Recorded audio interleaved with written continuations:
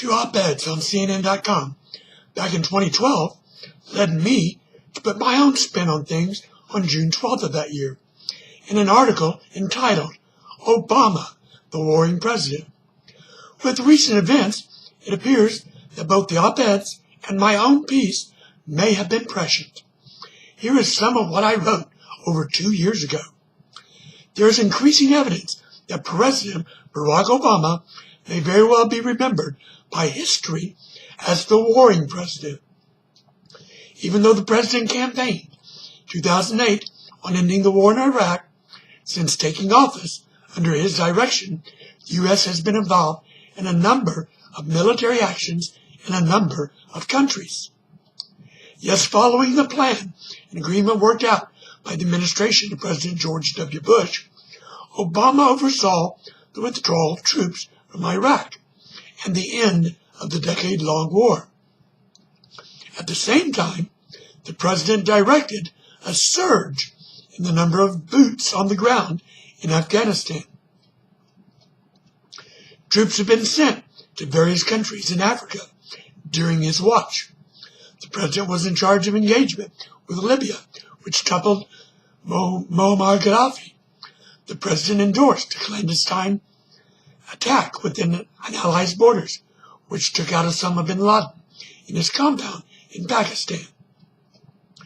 Drone attacks have continued to pound and take out Taliban and other terrorist leaders in camps in Pakistan. Drone attacks have launched in increasing numbers in Yemen against Al-Qaeda in the Arabian Peninsula. There is talk of eventual military action against Iran to prevent the development of a nuclear weapon. Some claim that the U.S. has already committed an act of war with covert virus attacks on Iran's internet and computer grid. Syria looms as trouble for the president. Plans have been developed, though listed as a last resort for military intervention in Syria. I understand the president's confusion and reluctance as he now must fulfill the role of commander-in-chief in a world that seems out of control. He campaigned on a platform of extended hands of friendship and peace. He won the Nobel Peace Prize with his lofty rhetoric of a new era where enemies sit down at the table and talk out their differences. Yet now, as has happened so often in our history, world events come crashing into second-term presidencies and disrupt and destroy the most well-laid plans of legacy.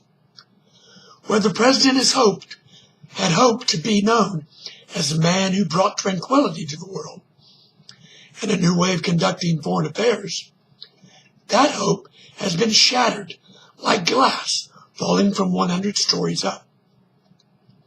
His hope that he would be revered and remembered for overhauling the healthcare insurance market and expanding coverage to nearly all Americans has been swept into a corner. Today, it appears that the president's legacy will indeed be as the warring president. Talks and sanctions are having some impact, but have yet to stop Russian President Vladimir Putin's imperialistic designs on the Ukraine and Eastern Europe. Iran is still dithering at the table over giving up its desire to have a nuclear bomb. Though the president did keep his promise to pull our troops out of Iran, all that was left behind was an embassy presence. Now we are once more embroiled in a war against jihadists in the land of the Tigris and Euphrates. The president plans to end America's longest war in Afghanistan is still a go. But rather than bringing all our service members home, some 9,000 will be left in the country, known as the graveyard of empires. The president is faced with the daunting task of using the military to thwart radicals who have corrupted religion to justify their murderous ways and means to establish a nation for the purpose of conversion by sword, destruction of the United States, and bringing into submission all other Islamic countries and the world at large. Words have no impact on this enemy. The jihadist talk, the slick videos, the promise of paradise and sainthood to those who die as martyrs has rung true with disillusioned youth in the US of A and other Western nations. A sense of purpose and a pride are being instilled by an ideology built on hatred and deception and rooted in fear and intimidation.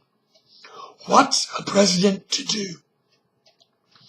From the cornfield, for all the president's idealism, reality has assailed the gates. Like the intruder last week who mounted the fence and made entry into the White House, world events and global trepidations have pushed their way into the Oval Office. The talk now all over the media is of Obama's war. This is not the legacy on which the president had banked.